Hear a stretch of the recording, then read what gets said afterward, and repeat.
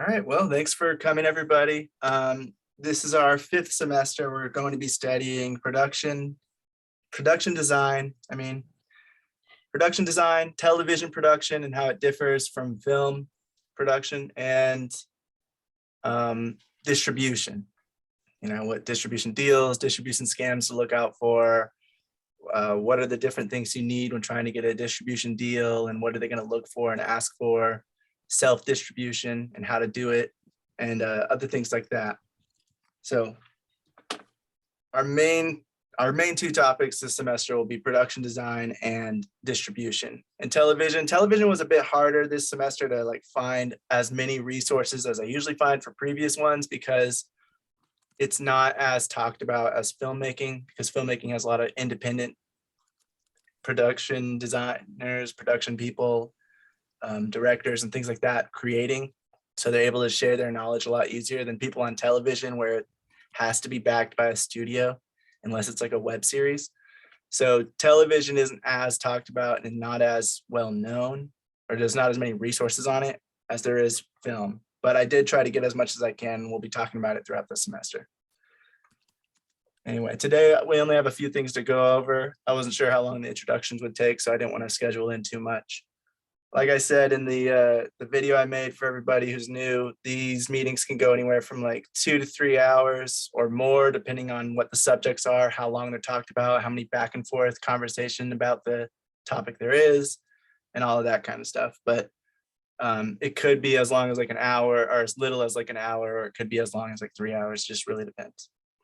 They're always going to be at the same time, and they're always going to be Mondays and Thursdays, unless there's a holiday on a Monday or a Thursday, and then they'll be either Tuesday or Wednesday that we do the meeting. Anyway, with that out of the way, I'm going to go ahead and start. So the first thing we're talking about is production designers. Production designers are in charge of all the production design of a film. They are over the art department. So anything in the art department, it goes and passes through the production designer, and the production designer will bring that stuff to the director to make sure that it's with their vision. They work really closely with the director to get the look of the film, and then they ensure that everything matches that aesthetic. Some of the things under a production designer are things like set construction, building the sets, what the sets are going to look like, the layout of them, and how they're going to be design-wise, as well as how they're actually constructed and making sure they're safe. The props department, what kind of props are used, what color they are, how big they are, small, what characters have which props, things like that. Set decoration, which is just decorating the scene, setting up the look of the area for that scene or that shot, depending on how long they're in one area in the room. Furnishing, buying the furniture to match the time period or the look or the character, or just anything like that. They're always looking for different ways to encompass all these things into the same room so they look like they go together, or they look like they were bought by the same character. You have a wacky character, they might be buying some really weird things that don't match, and that's the whole point. So they try to buy stuff that's completely different, or they might have a character that's very organized and they like things to be very certain ways, so they have everything looking very similar and similar color scheme and design scheme.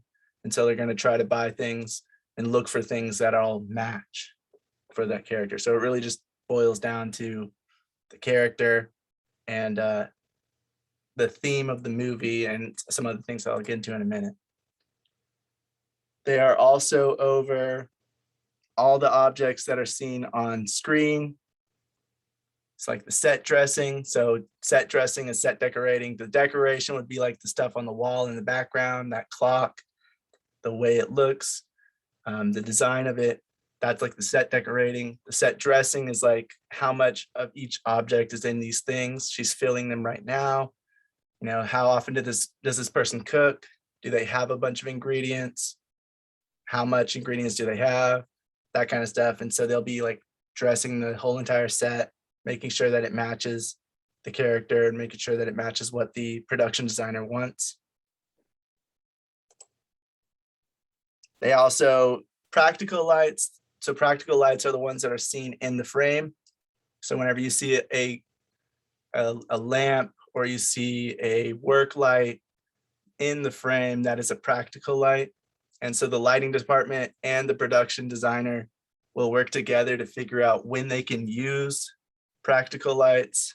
And then the production designer will try to get ones that match what the lighting department wants. They just need to make sure that it's going to, again, it's going to match the scene, it's going to match the character, it's going to match the setting, that lamp isn't going to look out of place. It's going to match with everything else. And they also have to be sure that it's going to give off enough light and the right color of light so that it matches with what the cinematographer is going for. So they'll work closely with them on those kinds of things. With costumes, one of the production designers that was in the videos was saying that sometimes there's a push and pull because with the hierarchy of that, because sometimes the costume department will want to lead everything with the costumes and just bring it straight to the director. And sometimes the production designer will have more of a say, so they'll bring it to the production designer first. So it really just depends on the production and the set and the people in that set and how they want to go about it. But costumes are typically fall under the production designer for like final say, where the costume department, the costume designer will be the one to actually make the costumes and get the green light from the director. They will also need to get the green light from the production designer, or at least refer to them like what they're doing and making sure that it matches with whatever the production designer is going for most of the time. Locations, there is a locations department that looks for these locations and everything, but the production designer will have a large say in which ones will work with the scene, which ones will work with the feel of the film and the character again. So the locations department and the production designer will work together to find locations that work, and the production designer will be one of the people who go to the tech scouts to actually check out those locations and make sure that the lighting and the room and all of that stuff is going to work with what they have planned and what the director is envisioning. Then there's scenic paintings that they're also over. Some movies, like this was used a lot more in like the older films, things like that. Now there's a lot of like more digital stuff that's happening. But scenic paintings are still used from time to time, and basically what they are is just a painting in the background that's made to look like it's an area or made to look like it's a far off distance. Like this one's a water with mountains in the background. So the camera usually doesn't focus too much on it. It's usually pretty blurry, but it's just made to look like they are in an area that they are not, or just to help extend the set a bit more, to help the characters or the actors get into character and feel like they're in that environment. Nowadays, sometimes you'll have the bigger production sets using those big, huge wraparound LCD screens or LED screens that was used on stuff like Mandalorian. So scenic paintings are not used as often as they used to be, but they still are occasionally. And it'll fall under the production designer to make sure that it's matching with everything else.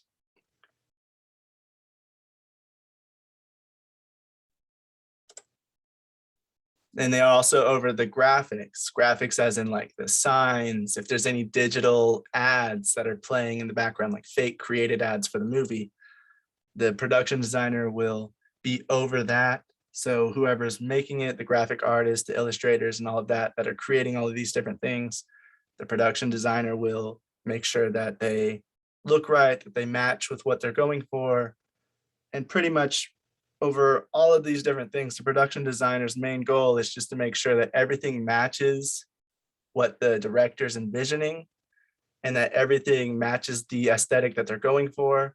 It goes together or it clashes on purpose, and that it helps people to really delve deeply into that world and believe it. They believe hot Asian buns is a real thing because that looks like a real logo. And it matches with the character and what kind of logo they might try to do because they're more realistic, or they might have a ridiculous logo that has so many colors and everything because the person's never done any kind of business and they're just trying to take out a huge loan and make a new business. So That would be something that they need a logo that doesn't look professional because they're just going with something that came off the top of their head and they're going with it right away. And so all of these things need to go together to make sure that it matches the story and that it's just following with what the director wants. But the production designer is overall over the look of the film, and they discuss this in depth with the director and pre-production to make sure that they are doing what the director wants. And of course, they'll bring it to their attention, but hopefully most of the things that they're doing, they can bring it to the director and he can just say, yep, that looks good. That's exactly like how we talked about. And then they'll move on. It'll take a lot more money and a lot longer if they bring stuff to them that's completely off and not at all what the director wanted.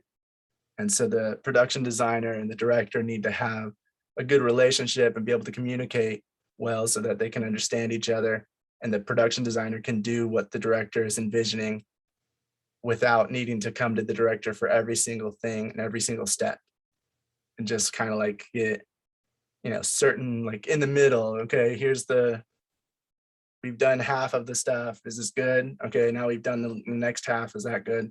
Good. All right, we're all set up and ready to go. That kind of thing.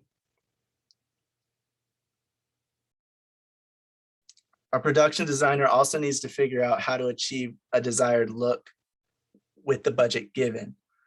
So if you're on a really large budget production, the production designer has a lot more things that they can do, a lot more people that they can hire to create things and to make it look however they want. They can create things from scratch. But if you're on a lower budget production, like a really small micro budget production, they're not going to have as much money to spend on professionals to create graphic design logos and to go out and create props and create different things that aren't there already. So the production designer needs to know how to get the look, the feel of the film across without spending too much money, finding ways to get things on a budget, finding ways to make deals with people, to negotiate, to get things cheap, and figuring out how to get that same feeling across without having to build things from scratch. So that is also a very important part of the production designer's job function is the budget.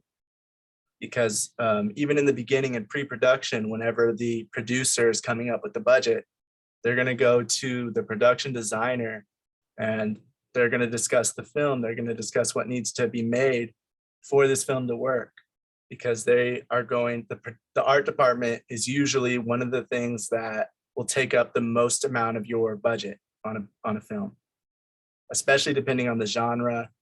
And if it's like if it's a sci-fi world or a fantasy world where everything needs to be created new, a lot of costumes and stuff like that, the production designer is going to really affect the budget, because they're going to know how many costumes are needed and how much that's going to cost to create those costumes and how much it's going to cost to create all these different weapons and whatever else they're using in that film. So the producer is going to go to them and say, hey, what can you do it for this budget? Can you do it if I give you a budget of this?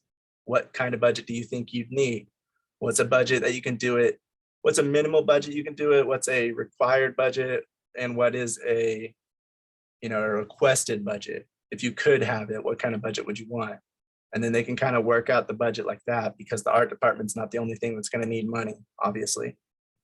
But yeah, the production designer really needs to know how much things cost, how much it's going to cost to create these things, and how much it's going to cost to hire these people that they need to create these things. And so they need to be really knowledgeable in that area as well.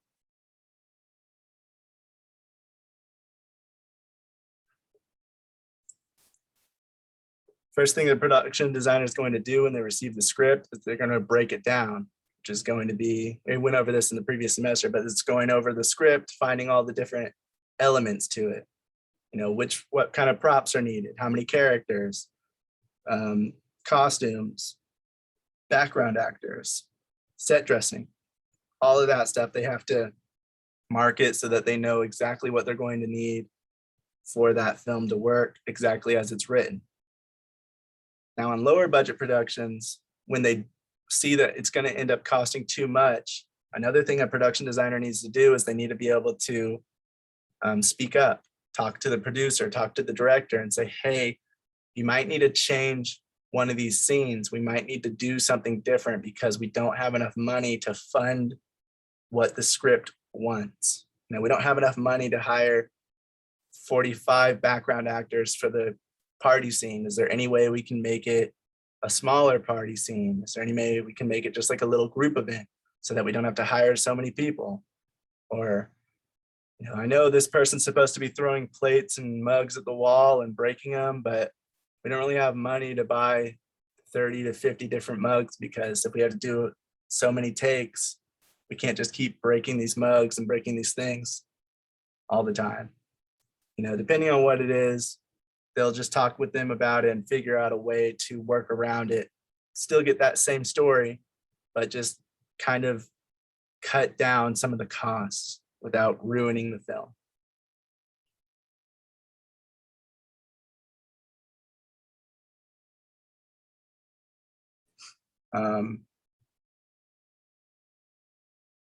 Another thing that they have to do is they have to research. So depending on the film, you might have a period film that is set in medieval times, or you might have one that's set in 1940. Depending on when it's set, where it's set, and other things like in the culture that it's set in, like it's going to affect the entire production design a lot. They have to think about the architecture, they have to think about color schemes, they have to think about the costumes, the buildings. Well, that's the architecture, but the inside of them as well, the set dressing, set decorating, all these things, they have to make sure that it's going, it's at least similar to, if not exactly accurate to how it was in that time period or in that area. Now, if you go to China and you go to a certain part of China right now, even, it's going to look different than if you go to a different part of China, or if you go to a different country entirely. So the production designer needs to research these things and see, you know, what this area and what this time period had, how the people were dressed, how they interacted, you know, what they looked like, what kind of stuff they had, what did these weapons look like back in medieval times, you know, back in medieval Europe, how did the weapons look compared to Mongolia, you know? And if there's whatever is happening in that film, they have to research it to make sure that it's going to work well. Even if it's set in a fictional time period, if it's set in the future, if it's set in a scientific future, they have to make sure that it kind of like it all matches, it all makes sense. So research, what kind of design schemes have people been coming up with that look like the future? There's plenty of people that have made art sketches and made things that they think look futuristic. So, and it's in different areas. If you go to China and you look at what they think the future looks like, it's probably going to look different than what America or Europe or somewhere else thinks the future looks like. Depending on where you're at, it's going to change the way that these things will look to people. And so then if wherever that film is set, if it's set in Europe, if it's set in America, if it's set in China, 87 years from now, they might try to match the aesthetic to whatever people are thinking in China right now, what they think the future will look like in China. And so researching that stuff. So it's not just about like just creating it all from scratch. Sometimes it is, depends on, you know, the project obviously, but oftentimes it's researching and making it as realistic as possible to what would really be there.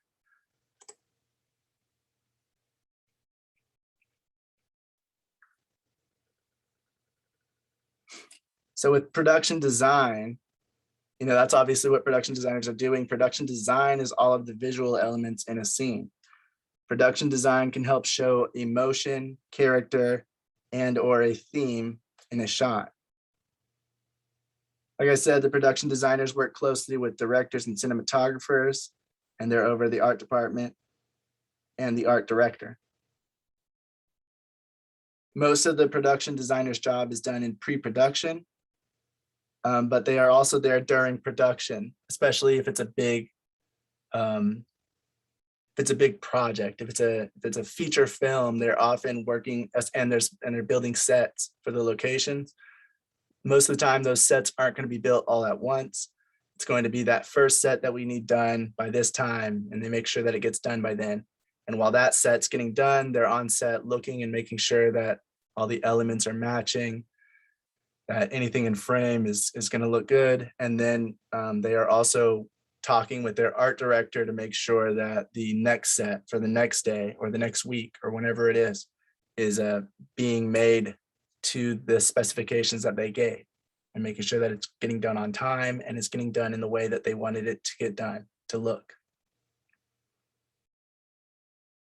But they usually aren't in post-production. Like they usually don't work during post-production.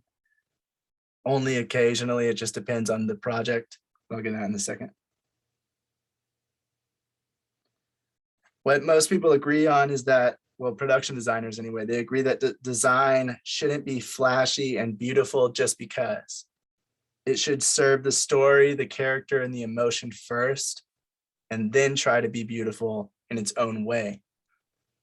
It shouldn't just everything. Go ahead. Oh, sorry. I was just going to say, basically, if you see a piece, you don't just look at it and think, oh my gosh, this would look so cool, or this would make it look so pretty. If it doesn't serve the space, if it isn't intentional, like the example that he gave was for the movie 13, the production designer of it. He didn't just think, oh, what would look cute in a 13-year-old girl's room. He thought, okay, what do 13-year-old girls like nowadays? What would be from her parents that might interest her? What would be something that a lot of people have in their rooms? You know, not just these like, oh, well, let's do an artsy piece, even though that has nothing to do with her personality. What is her personality? What is her personality like? That kind of thing. All those things have to be taken into account when thinking about the design of the space that you're creating. Yes, because it shouldn't just be like everything looks great. Sometimes even on this screen, I have this the color wheel or whatever, where it has these different emotions you might get from these different colors. And you'll see like yellows on top, but there's a few different emotions that can be attached to it depending on the shade of the yellow, how vibrant it is, stuff like that. We're going to talk a lot more about color on Thursday, but yeah, I was going to say on Thursday, we're going to, sorry, honey, I didn't mean to cut you off. On Thursday, we're going to go a lot deeper into also how, if you are creating something, you can make color work for you and mean whatever you want it to mean in the context of your story. So it's a lot more of that, but if there's anything we've learned from color is that it can be both positive and negative emotions in the same freaking color. So it's so complex and it's so much. At the end of the day, story is key, story is king. Like everything has to flow with the script, with the story, with the vision that the director, the cinematographer have. That's why communication is so important. That's why understanding the story and the script is so important, and being intentional with every little detail of it really makes a difference. And that's why the production designer needs to go through, break it down, and figure out, because there's some things that aren't going to be in the script. There's some things that aren't going to be said, like what kind of character is this? They have to really understand the characters. Is this person lazy? Well, you know, did they receive an inheritance from their parents when they were young, maybe, and so that's how they can afford this house? It just really depends on like what, you know, sometimes it'll just be stuff that they make up for a background for that character, and they'll discuss that with the director, make sure that it kind of falls in line with what they're thinking. But it's not all the time going to be in the script. So this production designer has to kind of figure it out, you know, by what is in the script, figure out the backstory and how they got to where they are and what kind of character they are based on the things that they know. Yeah, like that video that we watched was really cool because he was talking about also Parks and Rec and how he was the production designer on that. And he was looking at these characters and being like, okay, their house might be a certain style, but what about their personalities? They're kind of goofballs. They're kind of, you know, they don't really care as much. And so given that personality, he designed the things in the house, like where would the laundry be? They probably haven't even done it yet. There'd be pizza boxes, there'd be all this stuff. And that also coincides with the story, because that particular episode was when Ben went to live with them for a while, and he's more uptight. And so that contrast is in the story, but it's not always explicitly said. It's just, it could just be a line, like, he notices the mess in their house. It doesn't say, there's pizza boxes here, there's pizza, it doesn't, there's clothes over there. It doesn't specifically say everything always. It just says, a mess. And so that's up to, a lot of it is going to be the call, them having to make a call as well. But, always keeping with that in mind. Right. And so we'll talk about color more on Thursday. Color is, very involved in the production design process, obviously, because there's different emotions attached and the looks, and different colors look better together than others. All of that stuff goes together. So we'll talk about that more Thursday. But as you can see, like, a production designer's job might be to have a room, and they decide what goes in that room. How is that going to look? How does it match the character? Are they more bare bones? Do they not really care about where they live? Are they more about the outside life and, going outdoors and doing things? Or do they want to have some, a carpet and a lampshade and whatever else to make the area that they live in a little bit more unique, or have a little bit more design in it? It really just depends on what that character is like.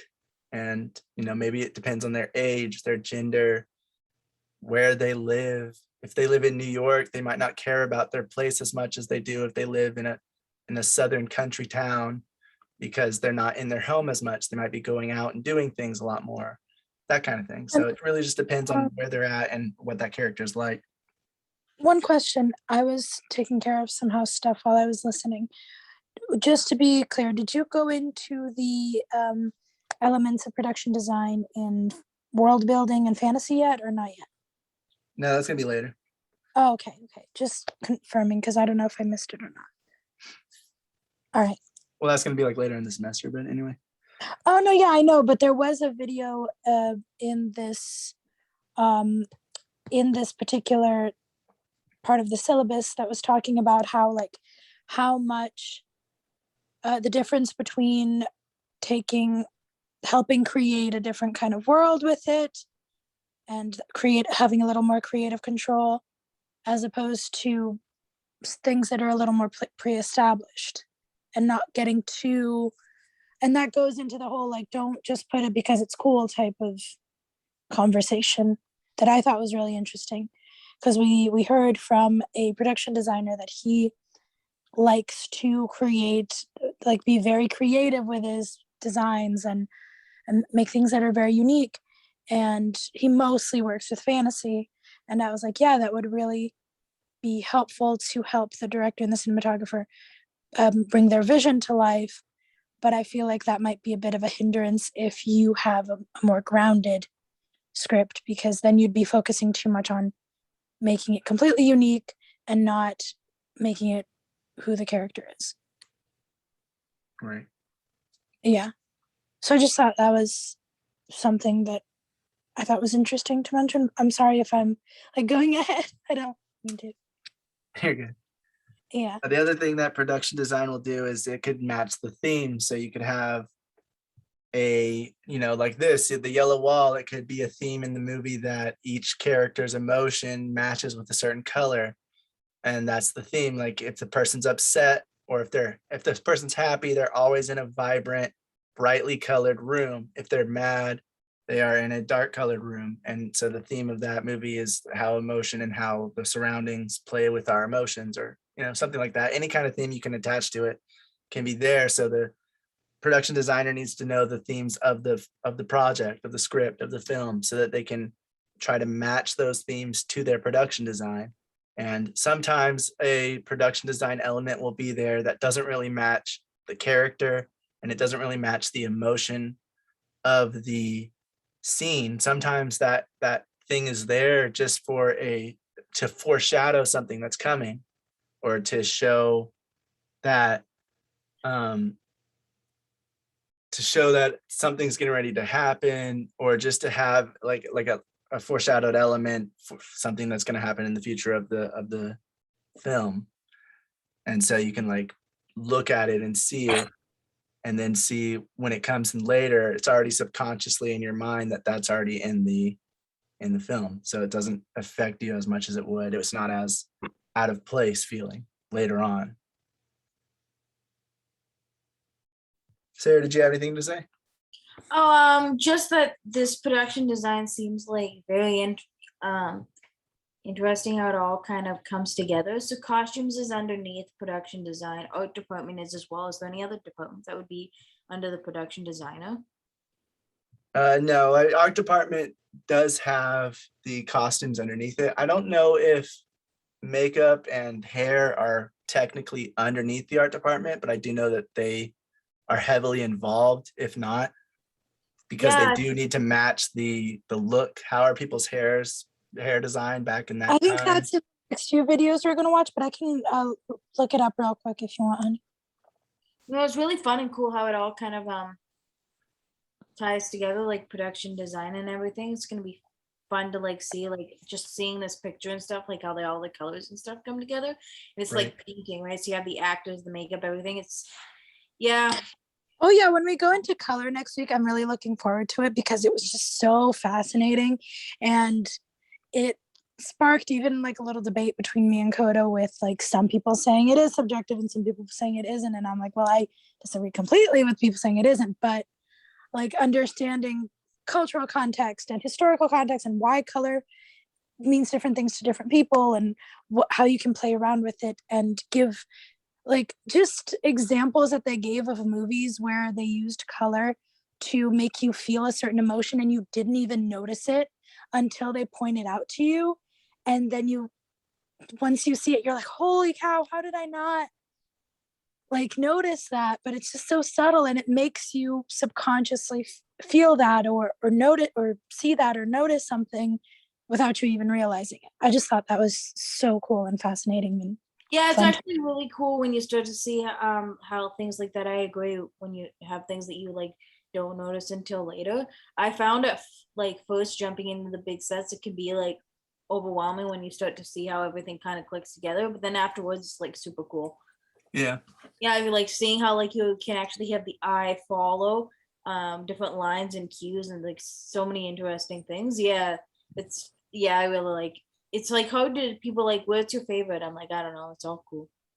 Yeah, because like to get somebody to focus on a certain element of the scene, it could be something that's out of place. The color could be different, so you automatically look at it. It could be just based on the focus, and the focus is, zoning in on that one element. So you just look over there, or like you said, the leading lines, the lines of the bed, like the corners of the bed are leading up to this middle area. You can see like it looks wider at the bottom and then it's leading towards the middle. So our eyes automatically lead up to the middle and see her. She's middle of frame. So we pretty much look there first, but a lot of different things go into where the people are going to be looking, the audience, and where you want them to keep their attention at, so that they're not getting confused and looking at the wrong area when they should be looking at something else. Honey, before I was gonna ask you, I know you still have a few more things to like break down from our summary, but can I ask Brian a question real quick about his production? Because I was actually curious when it came to, or do you want me to wait till you finish the thought? What are you talking about?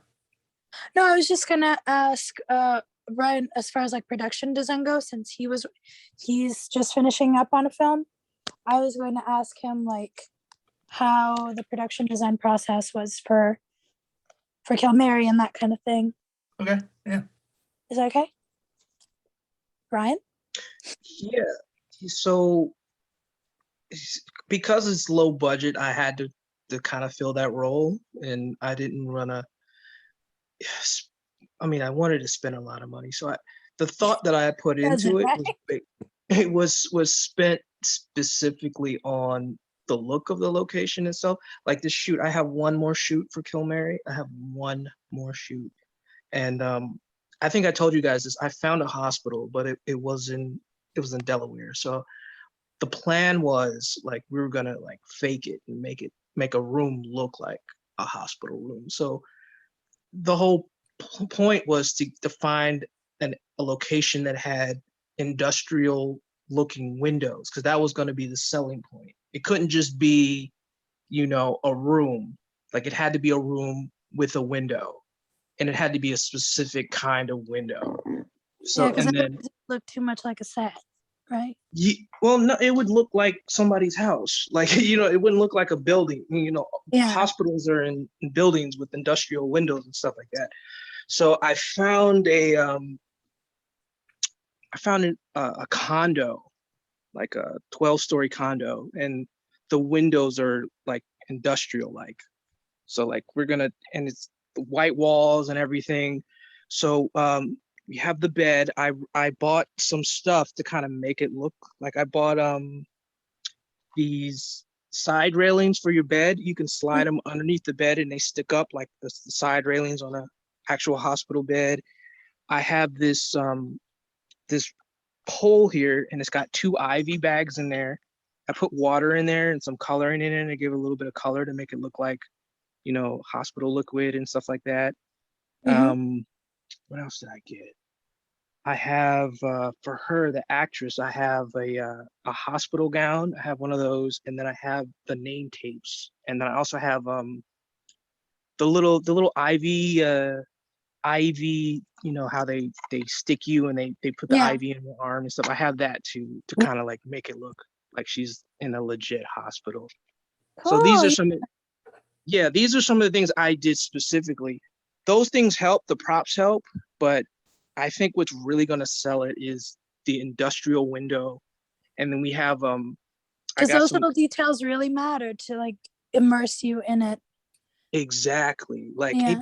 it just wouldn't work. Like, I mean, like, a lot of people would say, well, you can just get a room and in the basement and stuff. But I'm like, if the windows don't look like, I know it's like such a small detail, but like, there's a difference between, and I just got done explaining this to another guy I work with. I was telling him that there are films that do things where, when you watch a film, you shouldn't have to use your imagination at all. Like you shouldn't have to like, oh man, he's got a badge. So disbelief to such a high, high like level.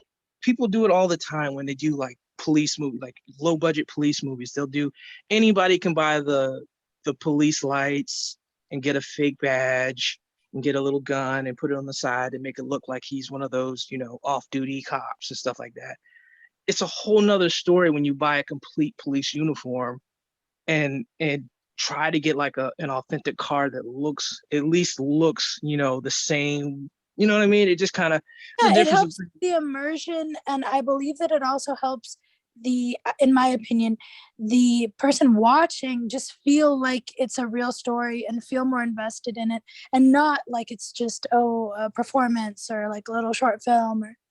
Yeah, so you want to do as much as possible from keeping the viewer from having to use his imagination. And that's that makes or breaks your movie from a low budget to like a bigger, I'm not even gonna keep money in this, but it just keeps people from having to use their imagination. Oh, he's supposed to be a cop, or is he a cop? That's the thing. Like a lot of actors, they do a lot of training with police to try to get it down so that, it's one thing, like they want to, like I'm in the military. So when I see military movies with military people in them, like you better have it right.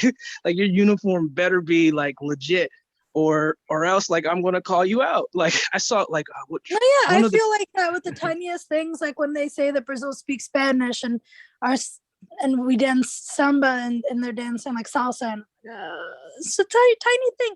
One search would have made the difference. Yeah, it takes you out of the movie. And a lot of the movies, especially when they do like these futuristic movies where they're doing the Air Force, because the Air Force is supposed to be like the well, not anymore, but they're supposed to be like the branch that, and when you see in the movies, they have all these like hologram screens and stuff. But I'm like, yo, I'm in the Air Force. We don't have any of that. Might have like a room that they're hiding from you. You don't know. Oh no, trust me. They got some. They have some technology. They have some good technology, but nothing like all that is unnecessary. Like if they're like a weather the machine, like they finally came out with that. Oh, we have a machine that can control the weather, but in an actual movie, it would look completely different from what it actually looks like in real life. So like when they do these movies for the military, it's like now I have to pretend that this general is doing this because they missed this small detail that says that this is real. You know what I mean? I just can't believe it now. But I think you explained it really well when you said, like, you don't want to think, oh, this person's supposed to be a cop. You want to think, oh, he's a cop. exactly. Like, that's a really good way to explain it. Yeah. Yeah, And a production designer's job shouldn't be noticed. It should be, you shouldn't notice things in the production design. That's the whole thing. Like when Priscilla was talking about the color of, like, you don't notice that they give a certain color to a certain person until they point it out. That's good. You shouldn't just notice things right off the bat because then the production designer didn't do their job well. It's not to look flashy. It's not to point out the production designer. Like, he's the only guy wearing black. He must be evil.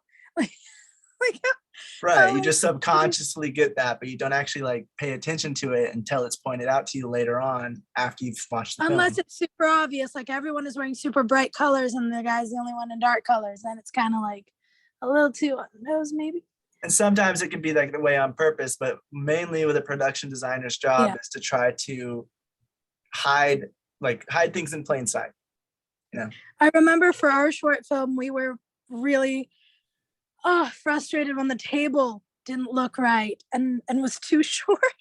The table we bought online, we weren't able to check the dimensions, was way too short. It was like a little kid's table. We had to get a whole other table.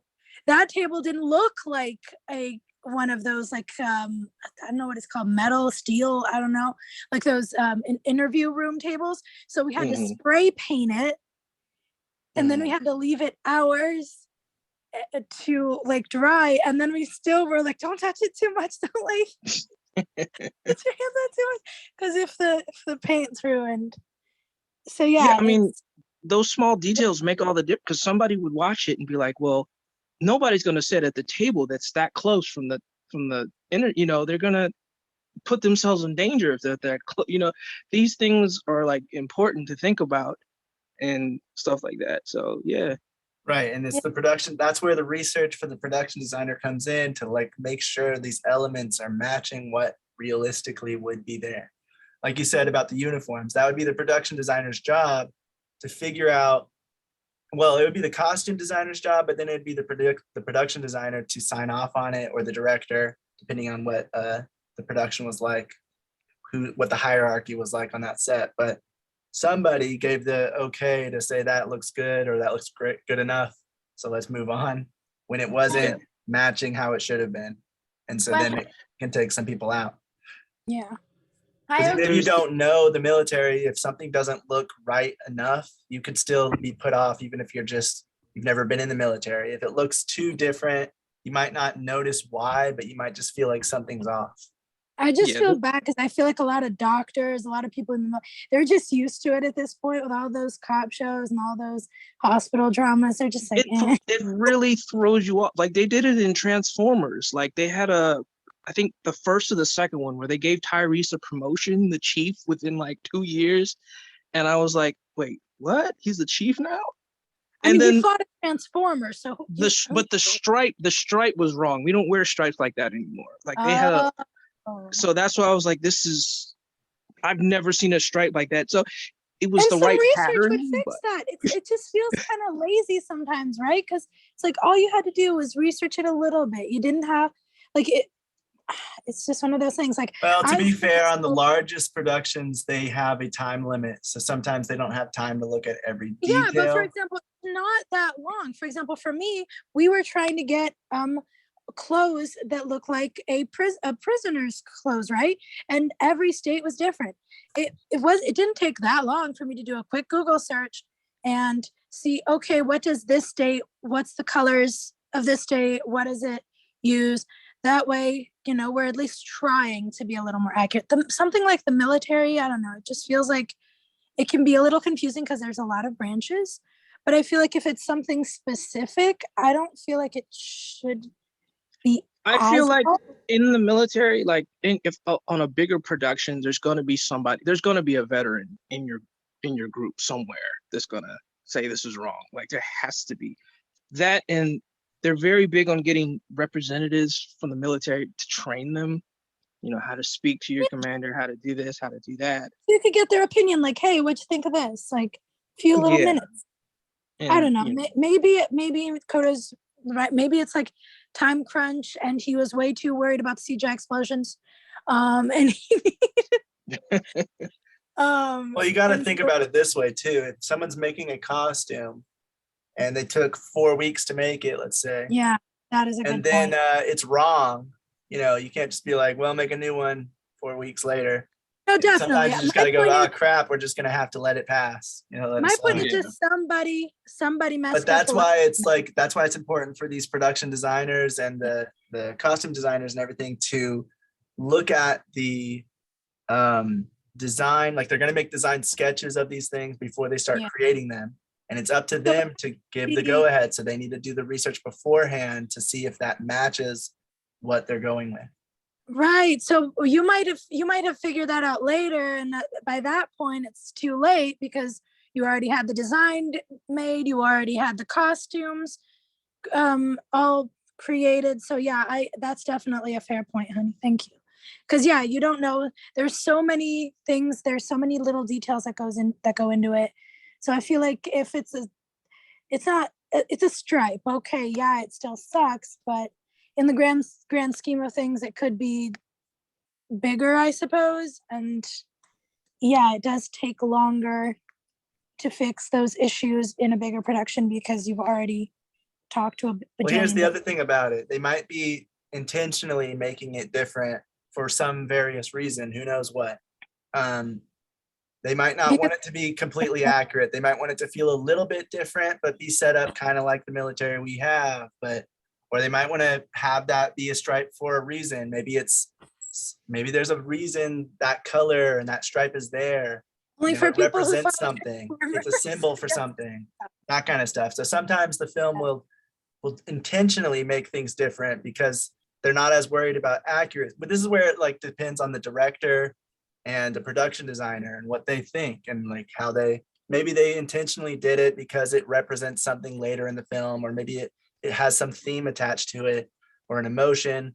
That color is going to try to get an emotion out of people subconsciously that the real design of the uniform might not. So it's And I do feel like you can notice when it's just blatantly lazy and they didn't even try, and when it might just be a little gif on the costume departments, and or like they didn't have enough time to do this or that. I feel like when it's just completely lazy, you can completely tell, and you can be like, okay, you guys didn't even try, did you, with certain things.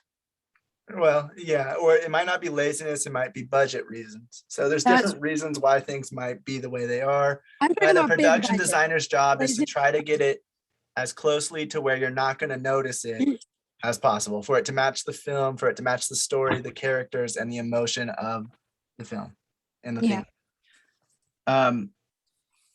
A production designer is also there on day one of pre-production. So they're like one of the first ones that get hired on, a producer and then a production designer, because they are going to be involved with a lot of different things. And like I said earlier, the budget is very dependent on what they're thinking, and they're breaking down the script and seeing how much this is going to cost. So the producer needs them on set very early on to help them kind of create the budget in a way.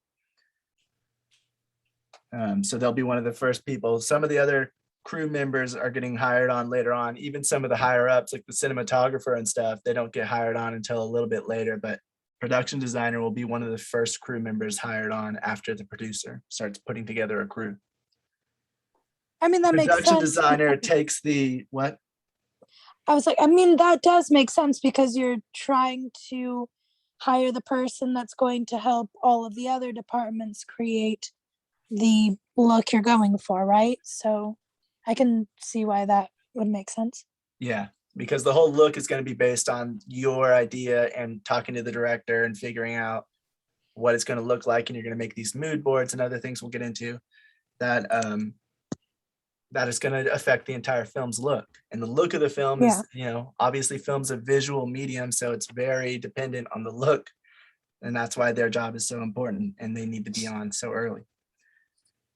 So a production designer will take the writer's work, what the writer has written, the director's vision, what they have envisioned from reading the script and what their vision of that script is, and the producer's plan, and synthesize those all together and make them into a visual story. Production designers also might help steer a production around a misallocated budget. They keep the whole film and the whole budget in mind at all times. So not just their department, they also think about everything else so that they can make sure that if something's needed, if extra funds are needed for their department, or if something happens and camera crew broke a camera, now they need to get a new one. Well, they can allocate those funds for that. So they always try to have a backup plan when they can. They may help the director and producer figure out some of the things that can be taken out, like I said, make suggestions or workarounds if the desired budget doesn't get financed. So sometimes they'll be trying to get a certain amount of money, and when they don't, then they'll go back and look at the script and figure out what's the first thing that they can take out. Well, this scene might not be as needed because it doesn't really help with that character's motivation, or it doesn't really add to the story. And they'll be one of the voices that are having involvement with what to cut to make sure that it lands within budget. Production designers are also often called upon to come up with a plan or a quick fix when things go wrong on set. So every set has these things that sometimes something happens. Oh no, a fire started. Now our bed and our walls are all burned. What do we do? And so then they go right to the production designer and they say, hey, we need you to come up with a plan, or at least help come up with a plan to figure out what to do because our set just burned down. So now how do we work around this and stay within the schedule and the budget? And then the production designer might figure out that it's easier and cheaper to quickly create a new one, or maybe it's easier and cheaper to find a location and just, it might not look exactly like how they first planned, but it looks close enough.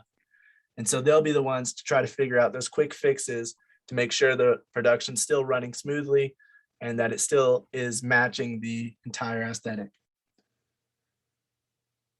Production designers also need to be good at managing people because they're going to be leading the largest team on most sets, the art department. Especially on larger sets, the art department is going to branch off to be a lot of people, quite a few dozen, it could be 100, it could be more than that. It just depends on how many people are needed for each thing. But the art department is going to be one of the largest departments on set for a lot of films, a lot of productions. So the production designers need to know how to manage people. Clearly, they're going to have people over each individual group, like, the props master over props, but then they are over them. So they have to make sure the props master is doing their job and managing the people underneath them and all of that. So they have to manage quite a lot of people. Some decisions a production designer will make is what the tone visual theme will be, whether to build sets or whether to shoot at locations, whether to use CGI or live action special effects and stuff like that. But they'll also, like I said, they'll also discuss the budget with the producer. Production designers also create these design sketches to kind of get how that set is going to look. I think this one's from Hugo, if I'm not mistaken. And so, they make a sketch. It's a little more detailed than like a storyboard would be, because they have to kind of get the lighting, the look of the lighting, the look of the area, the space, and just like what's going on, the main idea of that area in their sketches. They can be colored or they can be black and white, and they're just going to show maybe how big it is, or they might be more focused on showing just like the look of it, but they'll make these really intricate design sketches usually to try to show, like, to illustrate what that is going to look like, what the feeling is, and how the lighting kind of is in that area. They'll also create what's called a mood board, which they might set up next to their office and then have that up the entire production so that people can know what this film, what the kind of the idea of this film is, what they'll try to get pictures that match the costumes, the characters, the area, whatever else, the design sketches that they made, all that stuff to give the idea, to give the mood of the film as best as they can in a visual representation. So if somebody looks at it, they can kind of get a sense of what you're going for when when they haven't even read the script. They can look at it and be like, oh, okay, that looks kind of like it is supposed to be, 8th century, blah, blah, blah, or this looks like it should be in England, or whatever it is, wherever it's located at. That mood board is really going to illustrate the idea that the director and production designer are going for. Another mood board here, you can see just like the kind of clothing, the dresses, what the people's hair looked like, that kind of stuff to go with the film. We'll also create what's called a lookbook, which is in the same sense of a mood board. And it's just kind of like a little more, I would say it's a little more organized, a little more detailed, and a little more separated into like different things like costumes. And they'll have the different kind of pictures that match with the costumes they're going for. And they'll say props, and they'll have the different kind of things that match with the props. And they'll do everything, and it can be either online or it can be in an actual like little pamphlet, but it'll show, it'll basically do what the mood board's supposed to do and show the idea of what this is going to look like and the overall feel of the film. Just to make sure everyone's on the same page of what they're going for, because just because the director says something doesn't mean everybody's gonna really know what they mean. Yeah, And that's actually true. Because yeah. like it's super subjective, and even if like you have tons of experience working on sets, again, like every director is also gonna be like slightly different as well. Although if you work with more, obviously you'll get better at working with directors. But yeah, because like you could say one thing and it could mean something else completely, especially if you're from different places or different backgrounds, or even different departments too, and you could just read it differently. It's interesting. So I guess like clear, concise communication really goes a long way, and understanding the director's overall vision really helps as well, because then you can, no matter where you are in the team, it's easier when you I would say Yeah, I would even say, oh, go ahead. if you, I was just gonna say, if you have the opportunity to research the director's prior work, I think it also helps like understanding the whoever you're working with, their style, their way of communicating, their the way they think, the way they see things. Looking at their previous work really helps to understand, talking to previous people who have worked with them. Yeah.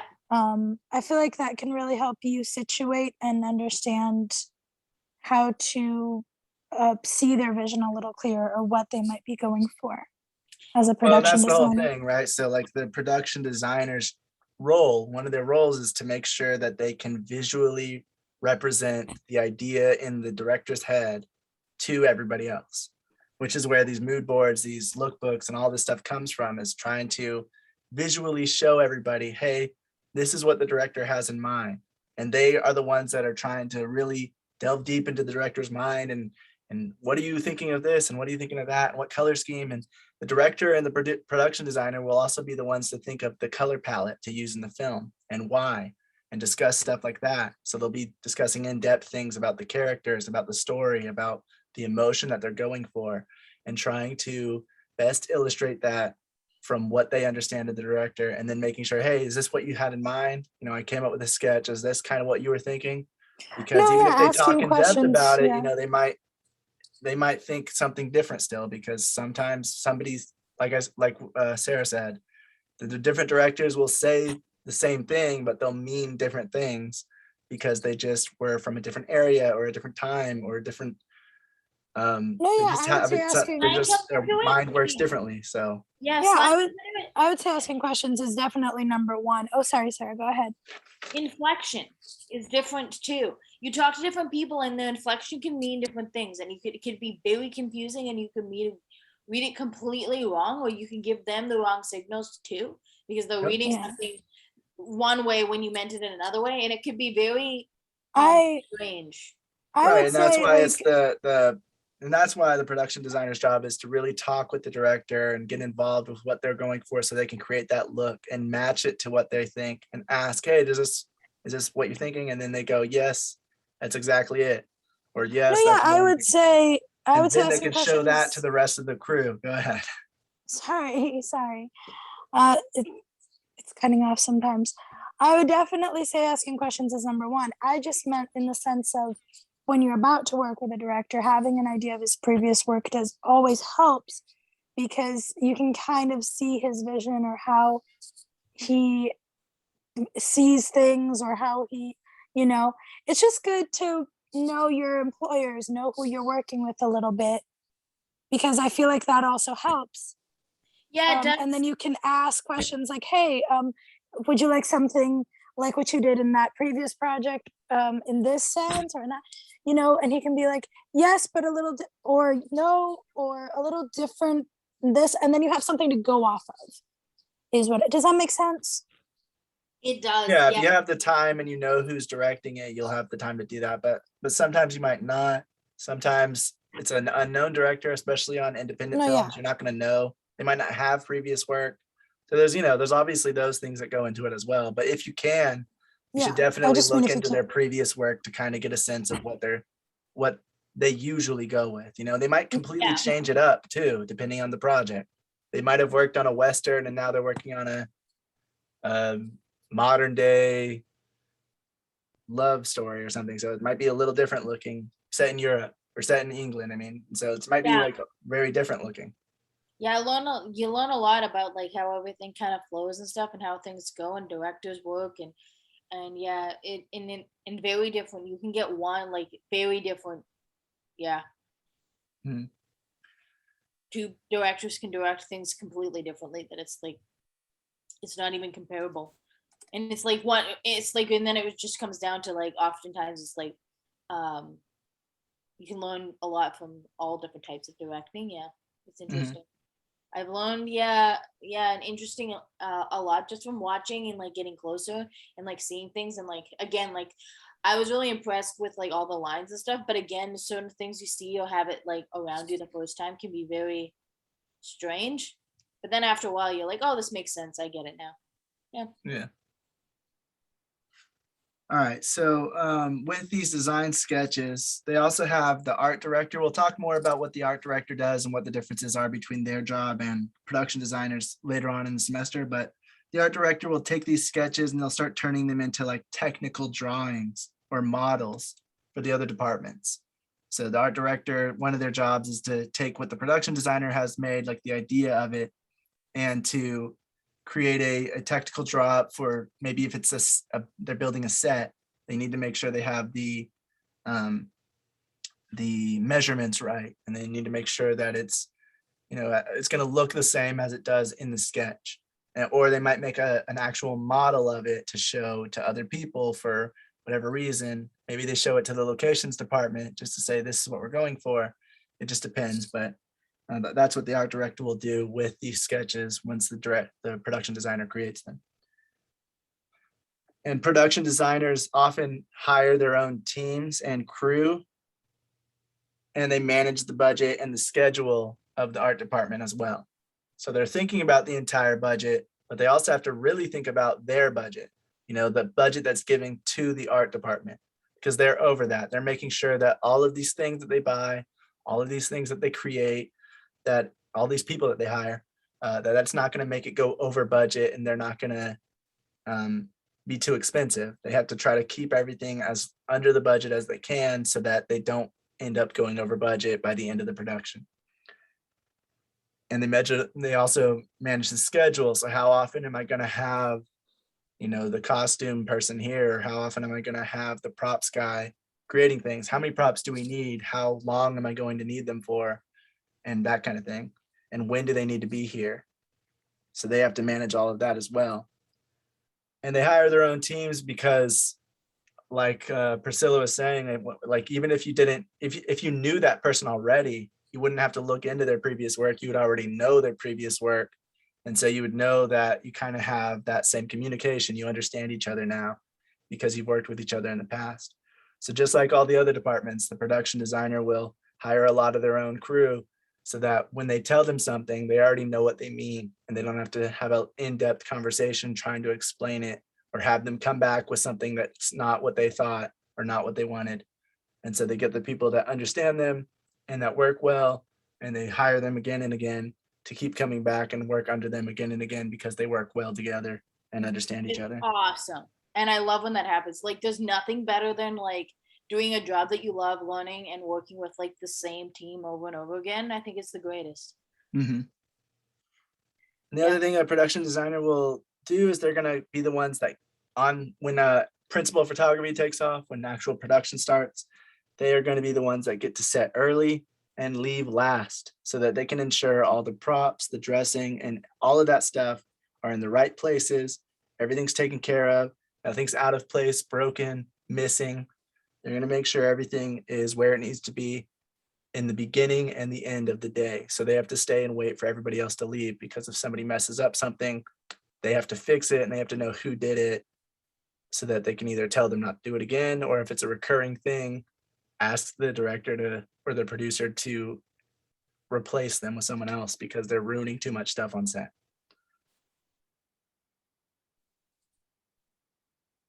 Also, when they are on set for production, they might move certain elements around after the camera is set up to adjust what's in frame. So in this picture, you might have a person standing in front of that fridge right here. And, you know, you have a few of those little magnets and stuff that's on a fridge in people's kitchens. But the person might have their head right to the left of a little red magnet. And when you look at the frame, that red magnet might be taking more of the attention away from the character, from the actor. And so the production designer might decide to move or just remove that magnet, at least for that shot. And so sometimes if you pay really close attention, sometimes you can see little continuity errors like that in a film, but sometimes they're actually done on purpose just because they don't want that thing to take up any, they don't want to draw attention to it, or they don't want it to look weird. It might look like it's coming out of the top of the person's head and it just looks strange. So they might decide to move it down or just get rid of it entirely. And so the production designer will constantly be looking for things like that to help the camera crew and help the cinematographer, making sure that what they want the attention to be drawn to will be drawn to that thing, especially when the cinematographer is replacing the lenses, changing the focal length. When they do a more telephoto, it's going to look like things are closer together. And so the production designer might decide to move things and separate them a bit more so that they look consistent with the wide angle lens and the telephoto lens. They don't look like they've moved location when really they haven't. It's just been the lens has been changed. In post-production now, starting pretty recently, a production designer might stay on to offer input to anything that affects the film's look, like because CGI is all over the place now. They also might have some input into the coloring, the color grade, because that's going to affect all the colors on the set and the color of the just every element in the scene. So sometimes a production designer will stay on in post-production to have input into those things as well, so that the CGI matches, the design of the CGI matches, everything's going to go together. But then also the color isn't going to drastically change the entire look and feel of the film because the color grade is being done differently than how they would like it to be done. But it really depends on the production, depends on obviously the budget, if they can keep the production designer on longer or not. And so sometimes the production designer's job will end after principal photography is wrapped up. So after production is done, once they stop filming, they'll be like, all right, your job is done. But on other sets, they'll have them stay on and work a little bit more just to give final input on anything that adjusts and affects the look of it. Does anyone have any questions, comments, anything to add? We will be delving deeper into different things with production designers, production design. Obviously, that's the whole one of the subjects of semester. So we didn't cover everything. I just kind of went over the broad overview of what it entails. Very good. Very much looking forward to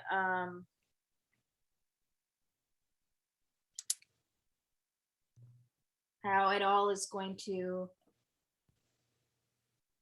Go together. learn more about how like production design comes all together. Of course, that job you have to have like a bunch of experience, like moving your way up and stuff. But still, it's like super cool, like how everything kind of comes together. All the film stuff and working on sets is a ton of fun. Yeah. Yeah.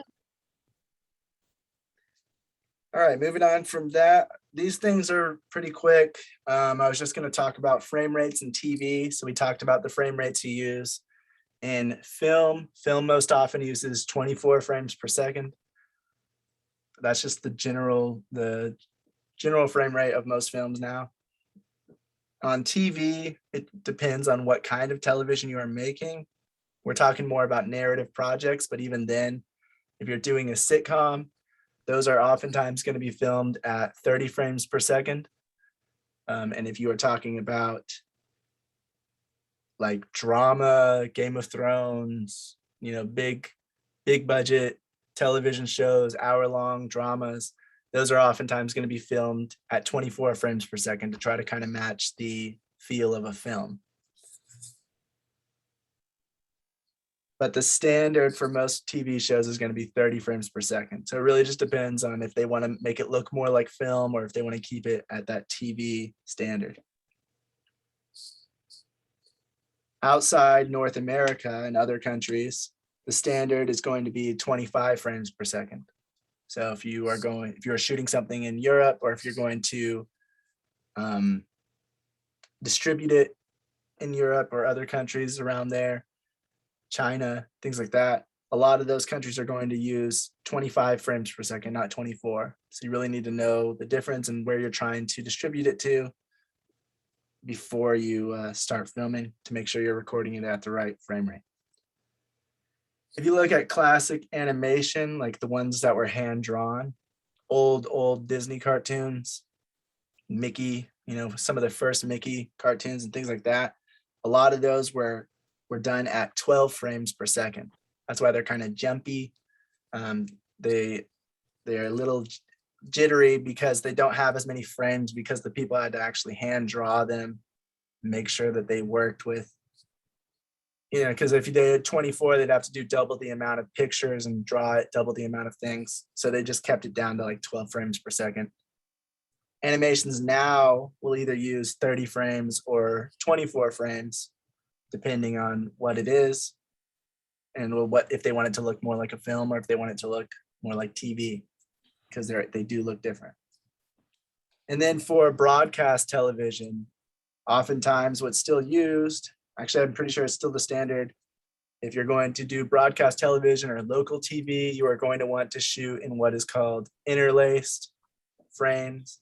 You're not going to shoot in progressive like you would with most other things. If you are shooting for broadcast, you're going to shoot interlaced at like a 60i, and that will basically go down to 30 frames per second. The reason, it's just the way it works, the way they do it, the data goes through a little faster for them and it works for their setup. So that's the one that's used for broadcast television. Does anyone have any questions, comments, anything to add about what frame rates are used in television? I'm not necessarily sure how much further you're gonna go in depth, but I think we had this topic we briefly went over it before.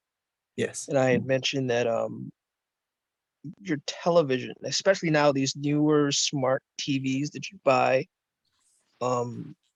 come with a smoothening. Let me see where that thing is. I should have it on here. Let me see. Motion smoothening comes on like these newer TVs now.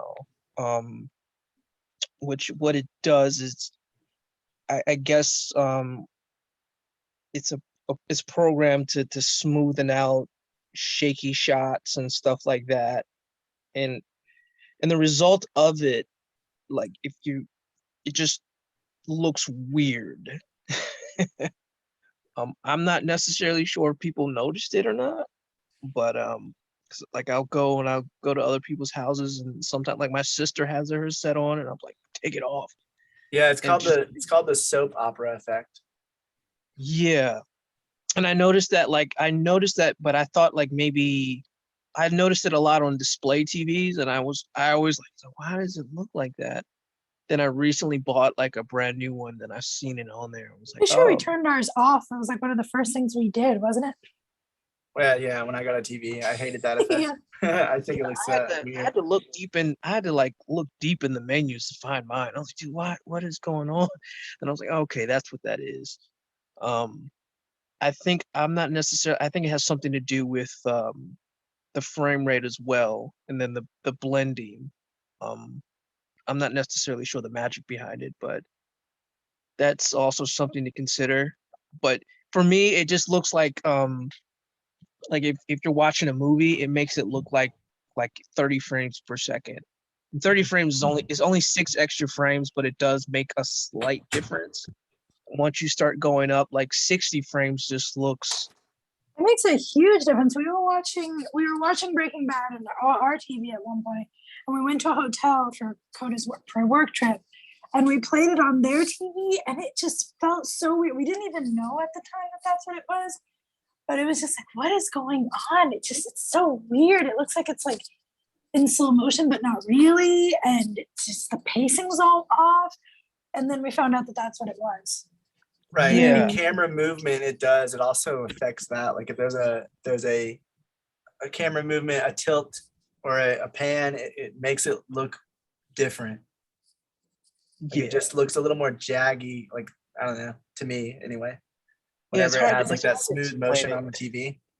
it's so hard to explain it, but it's just there. And you're just like, so that's something to consider when you're shooting, and when you're just shooting, and when you're displaying your film. Like if you're bringing your friends over to watch on your television, or better yet, like let's just say you shot on 24 frames per second on your camera, and then you're going to display it on your TV, but your TV is set, and you're like, oh man, why does it look so different and stuff like that. It's not sometimes it could be the TV and not the camera. So these are things to keep into consideration. Right. But yeah, the main frame rates that are used to film television, to record, is 30 frames per second for like sitcoms, reality TV. A lot of that stuff is shot in 30 frames per second. But for more filmic look, for a drama TV show or something like that, they usually use 24 frames per second because they want it to look more like a film. And it gives off a different feel with the amount of motion blur and just I don't know. It's like he said, it's pretty hard to explain, but if you've seen it, you'll know what I'm talking about. And if you don't, you can easily look up a comparison, excuse me, a comparison of 30 frames per second to 24 frames per second on something like YouTube, where you can see what those differences look like. All right, moving on from that, the last thing we're talking about is television show budgets. And so TV budgets are very different from film budgets. You can find what people call no budget, what people call micro budget. Then you can find what people and what the industry calls low budget, mid budget, and high budget productions based on how much money is going into that budget. For TV, it's a little bit different. They don't really have as much of a tiered system. So there wasn't as many resources I could find on this. This comes from variety.com. They say most high-end drama shows are around $5 to $7 million an episode. So if it's a 10 episode season, that would be about $50 to $70 million. And so the reason why this type of stuff isn't as well known is because there's not as many independent people talking about it, because, you know, obviously you can't just go out and film a project that costs $50 million. You have to have studio backing. You have to have the television executives agree to make your show and give you that budget so that you can make it for their channel or their streaming service or whatever it is. Single camera half-hour shows like sitcoms often go from about $1.5 to $3 million an episode. For broadcast networks, the high end is roughly about $4.5 million, though most shows are shot around $3.5 million an episode on the high end. And even on stuff where you like hear people say that it looks low budget, it looks crappy. Some people say that about like CW. Shows from the CW that have a quote unquote low budget for sci-fi and fantasy still come out to be around $2 million an episode. To be fair, it's also because the stories suck, not just the looks. Yeah. But yeah. And I say that as a fan of a lot of crappy CW shows. So. But so the thing, like, there's not as many independent people making, they can't make TV shows. They can't get it on a thing. The way you do it is you pitch your idea to them. And there are a few ways you can do that. With TV, the way to create a more independent budget project is either creating a web series. So that's just something you're going to show online. That could be on YouTube. That could be on a website. That could be Vimeo or any other video website. Or it could be creating a pilot episode, which is the first episode of the season of the first episode of a show, to pitch to studios. So you might spend a certain amount of money to create a pilot, to create a first episode, to say this is kind of what the show is going to be like. And those are normally known to not have that big of a budget to begin with. Like they give you okay, here's how much for the pilot, figure it out. And then if they like it, they might up it a little bit, or they might just give you a starter for that one season and see how it goes, if it's worth upping it or not. Right. And they might even not, it might even be the people created it for a few $1,000s, a very crappy low budget version of it, just to get the feeling across when they pitch the idea to a studio. So they might actually make a pilot episode before the show's even actually greenlit. Yeah, I've actually heard of that, where they will just cast a few stand-in actors, like they're not even intending for them to be like the main actors they're sticking with, but just to see, like, to give them an idea of what it's going to look like. And by the time the show gets greenlit, everything, the actors change, certain scenes change, all this stuff. There's so much that goes that happens just between that pilot, that pilot pitch and the actual green light of a show. Yeah. And the other thing about it is, like, the reason why you might see streaming services now are making shorter seasons is exactly because they have to budget it out for each episode. You know, it's not just here's $7 million, go make a season of a show. It's and because budgets are getting bigger and bigger as is. Like they're expected, like there's an expectation. Exponentially, and the costs are just going up. So they are typically, whenever it's a first season of a show, especially on a streaming service, you'll see that they only have maybe 6 episodes or less sometimes.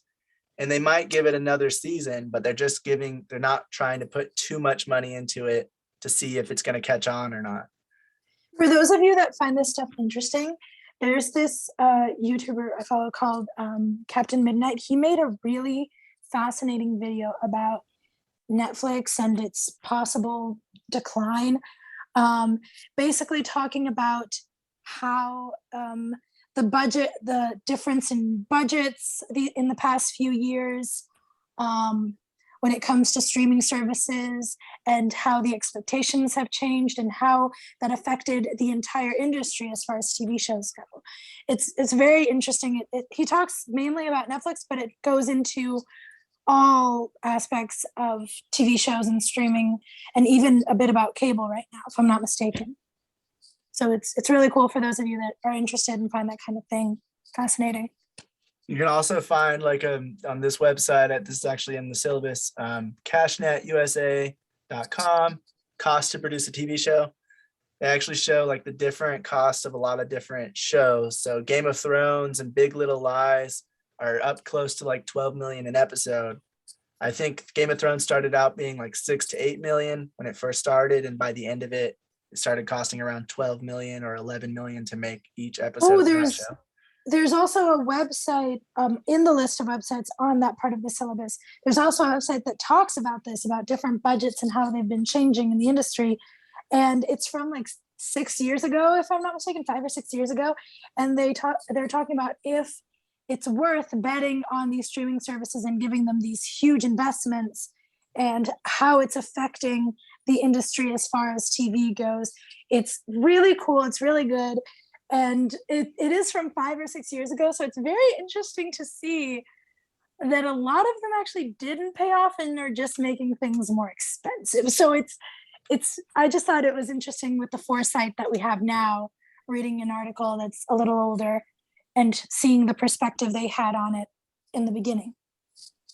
Yeah, like right here is where you could go find it if you want to look at the websites and see. They also talk about the most expensive shows that have been made. And a lot of them are recent because, like Priscilla was saying, the prices just keep going up. But this is why it is kind of hard to get greenlit on a TV show, and why it takes forever for you to get a second season if you do get a first season, because they have to see, is this going to pan out the way we think? Are people interested in this? They have to see how much interest there is and how many people are going to watch it and follow along with it. And then that's why a lot of the streaming services now, they wait a really long time before you find out if there's another season or not. Whereas back in like a few years ago before, well, I guess like 10 or 15 years ago, not a few, but on like television networks, they would sometimes just greenlight another season as the one is airing, as the first one's airing, so that they can have another one come out within unless like a of year. course there's someone that has a lot of money and they're basically putting enough money into it where they're like, I'm only putting this much money if you guarantee multiple seasons. And sometimes that can be good, and sometimes it's to the detriment of other shows because they have to give more room for the other shows in order to give those shows more seasons, which is one of the reasons that a lot of good shows might not get as many seasons or might get canceled early. When other shows go longer, it's because they have the funding and the backing that maybe those other shows didn't have initially to be guaranteed those multiple seasons. Right. So if you're trying to create a TV show, the best way to do it is either to make a web series based on the idea to get the feel of it. It's kind of like with production design, how the production designer is trying to get the feel and the look of the film before it's made. The web series, or how a short film will be like a concept film to like show Right. the person the idea. If you have a feature Yeah. film idea, sometimes you'll make a short film to just show the idea, to give the feel, the aesthetic, the look of it, so that if you're trying to get funding, you have something more to show than just here's what the budget is and here's what the show's script is. You have a visual representation of what we're thinking. So with a TV show, the other way to do it is either like a pilot episode or a web series to actually show the project and how it's going to look, how it's going to run, how it's going to feel. Or some people just do like a trailer, or they just do a quick little bit of different looks and feel. I think it's like I can't remember the exact name. And it's Teaser? something like what? A teaser? No, it's something like a spat. No. Oh, there is a Essentially term. like a very quick representation of what that show is going to feel like, based on some either other projects or just quick little clips that you've done yourself. Yeah, like a concept. Yeah, a sizzle reel. So there it is. I was going to say an example of a show that did that, and whether you like it or not, I particularly don't think it's the best show, but I haven't finished it yet. So, which is the show Bel Air on HBO Max, which kind of takes away all the joy from our childhood. But basically, they did and even the Mass Effect TV show, like they did a sort of like episode. They shot an episode as an independent short, basically. They got a bunch of people to act in it. They wrote a script for it and they released it as a short film type thing, but basically it was supposed to be like episode 1.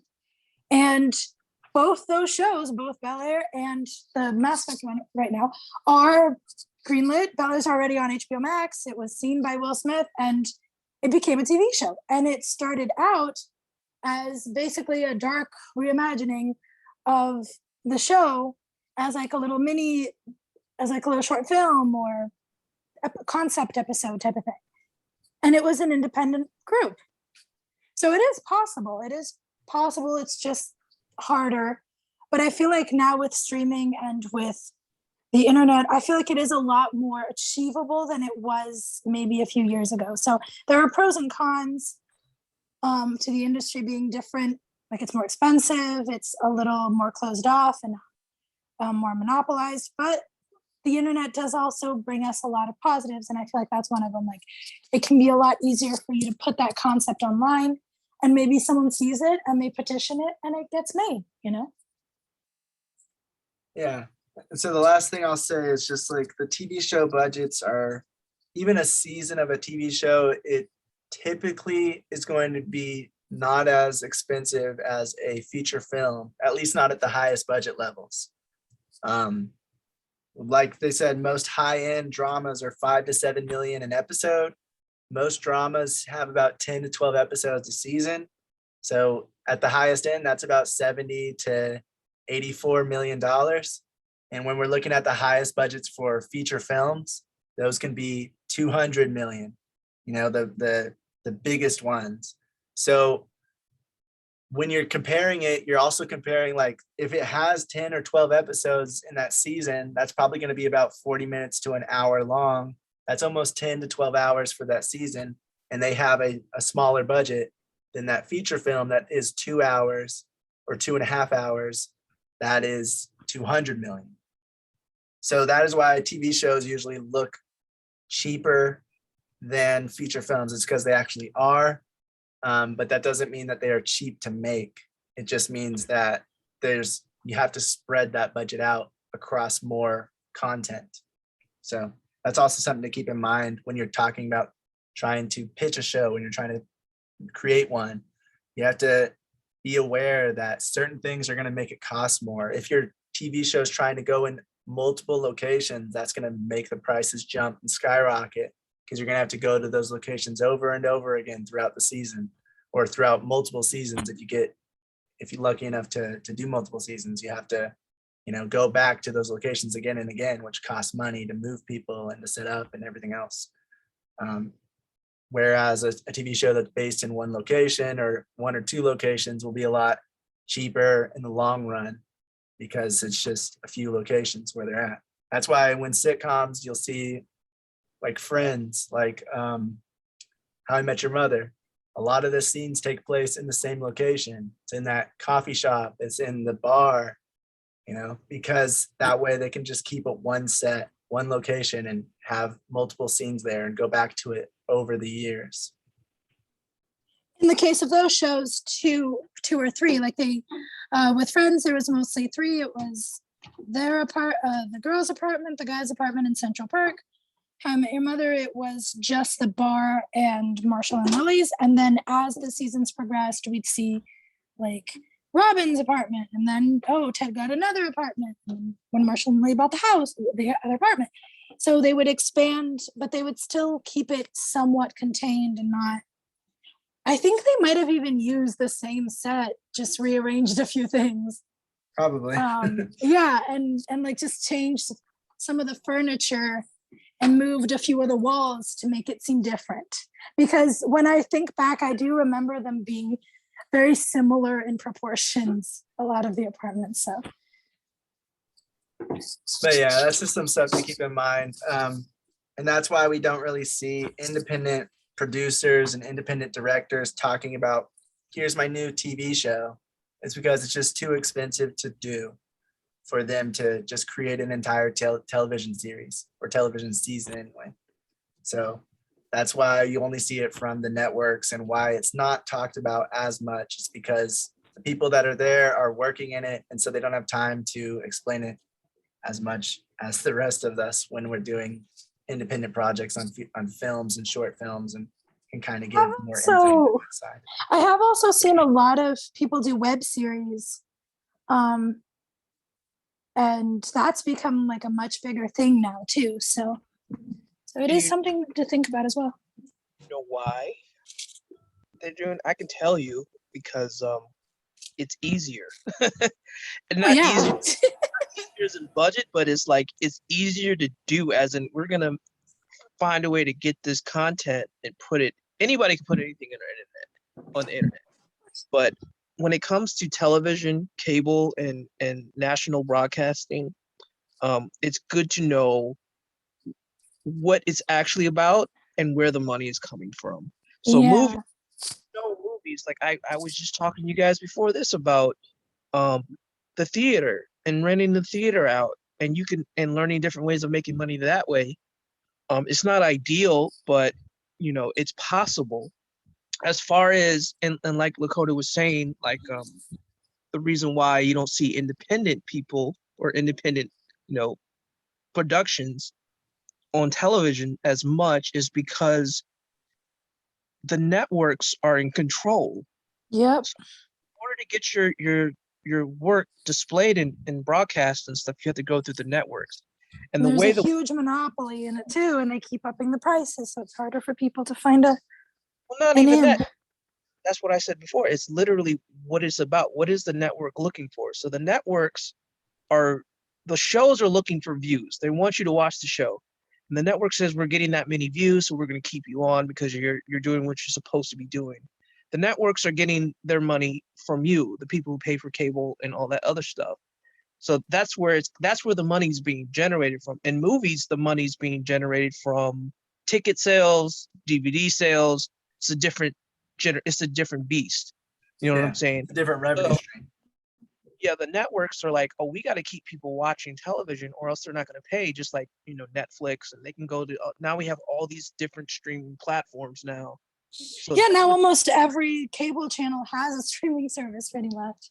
Yeah, so if you have a show that you want, the networks, they want something that's like serious. And as you can see now, like everything is shifting. It's no longer about sitcoms. They want the Breaking Bad, the Walking Dead, the Bel Air. I would argue that it's shifting in the opposite, actually, because these past few years, these are the things that were getting popular, so they're still getting made.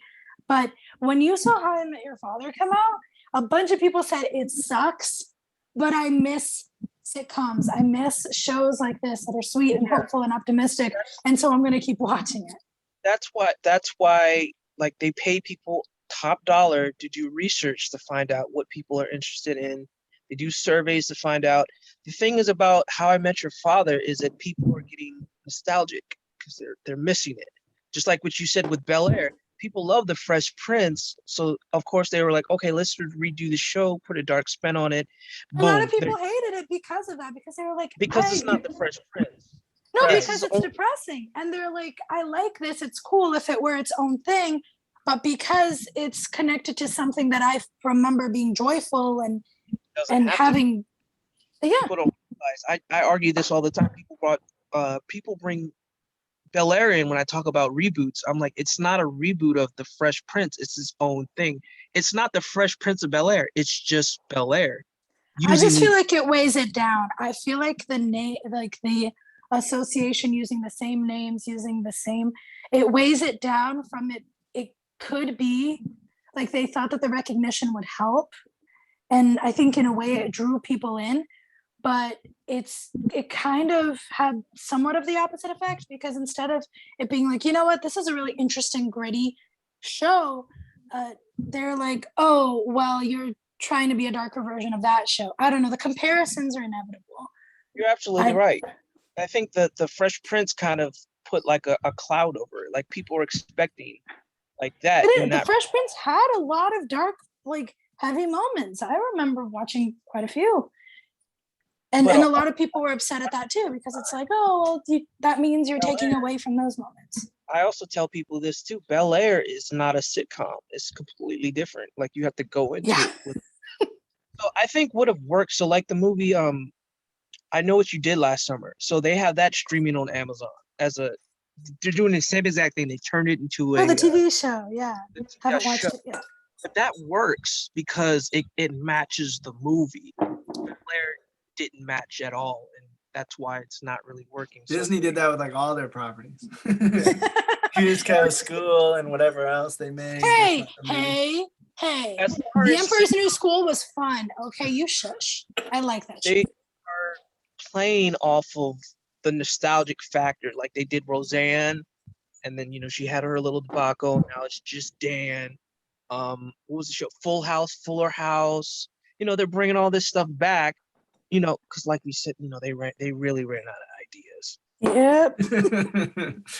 All these, That's what's frustrating, because I feel like Bel Air could be something that people would be talking about and could be something interesting, but because it's weighed down by the Fresh Prince in a way, I feel like it's already, a lot of people are kind of not giving it a chance, even if it would be something they would if it wasn't. which is great. It's great that they're doing that, but it's not going to last. This whole nostalgic boost that we're getting, I love it, but it's only it's not going to last. I've always hated it. From the beginning, I hated it. I think things need to end, and that's part of what makes them special. Is that they have a beginning, a middle, and an end. When they came out with like the Gilmore Girls, it was one of the first ones. I was like, nope, I'm not watching it. I'm not watching it, because I feel like the Gilmore Girls ended not in the best way, but still, like, why do we need to extend something instead of just letting it? It's never gonna have the same feel. It's never gonna feel the same as it did in your childhood or in your adolescence, no matter how hard you try. Yeah. So yeah. like I said, the networks are in control of that. It's not something that's open to everybody to do it. So the show Cobra Kai, they were smart as fuck, and they were like, we're not going to deal with any of you guys. We're going to do YouTube, and it was worked. On YouTube? Yeah. Oh, I was hearing about that show. I thought it was on Netflix. It is on Netflix now, but it started on YouTube, and they had like the first 5 episodes were free to get people to watch, and then really. And then yeah, and so that's a way that's a way an independent production can like try to do it.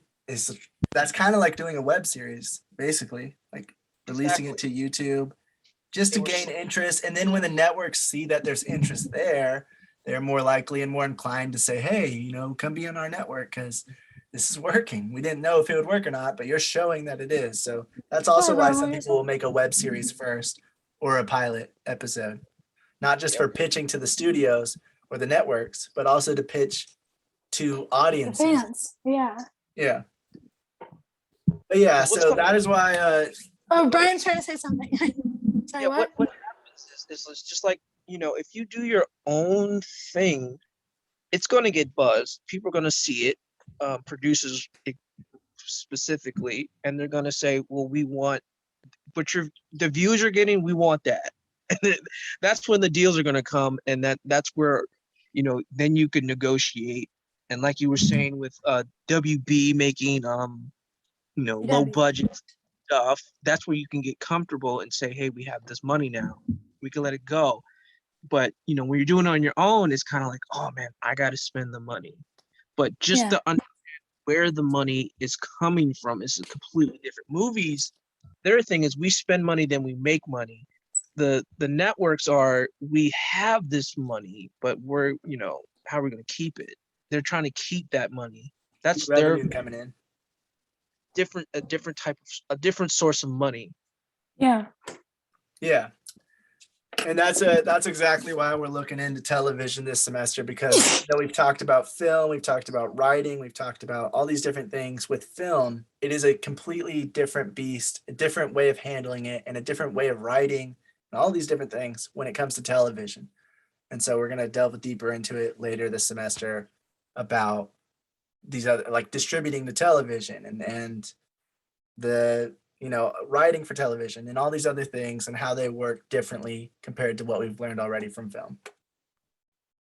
Does anyone have any questions, comments, anything else to add? Not at the moment. I'm kind of excited to like delve more into everything on production design and see how like everything comes together on these big shows and stuff. It's like really cool working and doing all of these cool things. Production design would be really fun because it's how it all the things tie together with the aesthetics. So Yeah. Stoked. Yeah, it'll be really cool. So what we're doing on Thursday, what we're talking about, we already said theory of color and color in film. So first we're learning about the theory of color and film, because these are going to be the color in film and color for like painting and for objects and printing are all different. So they kind of go together in some ways, but they have different primary colors to them and different things like that. So we'll talk about all of that stuff. And then the other thing we're talking about is how to get a distribution deal. And this is talking about film. Distribution is going to go mainly for film this semester, but we're also going to talk about television distribution at some point. But the main thing we're going to be focusing on with the subject of distribution is talking about film, because there's a lot more information on it and a lot more ways to go about it than there is with TV, where you have to go through the networks like Brian was talking about. And those are our two subjects for Thursday. So hope to see you guys then. And thanks for coming today.